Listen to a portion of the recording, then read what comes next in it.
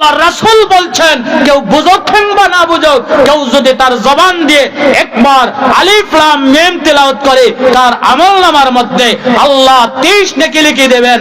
আর আজকের মোল্লা ওয়াজ করে বোঝায় যে অর্থ না জানলে কোনো সওয়াব হবে। আল্লাহ রাসূল বললেন এই হাদিসের মধ্যে, লা আকুলু আলিফ লাম মিম হারফান বাল আলিফ হারফান লাম হারফান মিম হারফান।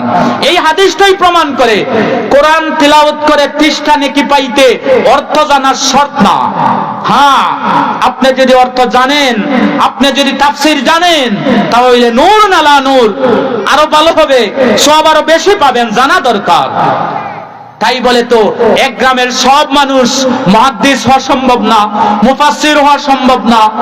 এই কারণে যারা দরকার এরা শিখবে, কিন্তু যদি কেউ নাও শিখে শুধু কোরআন তিলাওয়াত শিখে, যদি কোরআন না বুঝেও তিলাওয়াত করে, আমলনামার মধ্যে 30 নেকি লিখে দিবেন কে? আল্লাহ। আল্লাহ রাসূল বললেন, লা কুল আলিফ লাম মিম হারফান বাল আলিফ হারফান লাম হারফান মিম হারফান। আমরা জানি আলিফ লাম মিম এটার অর্থ দুনিয়ার কোন মুফাসসিরিনে কেরামরা জানেন না। আসমানের নিচে জমিনের উপরে এমন কোন হুজুর নাই, এমন কোন মুহাদ্দিস নাই, এমন কোন মুফাসসির নাই যে আলিফ লাম মিমের অর্থ বলতে পারবেন। সকল মুফাসসিরিনে কেরামরা একমত যে আলিফ লাম মিমের অর্থ হলো আল্লাহ ওয়া রাসূল আলাম বিমুরাদি বিহি।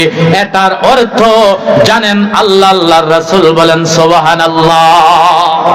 আলিফ লাম মিমের অর্থ আল্লাহ, আল্লাহর রাসূল ছাড়া কেউ জানেন না।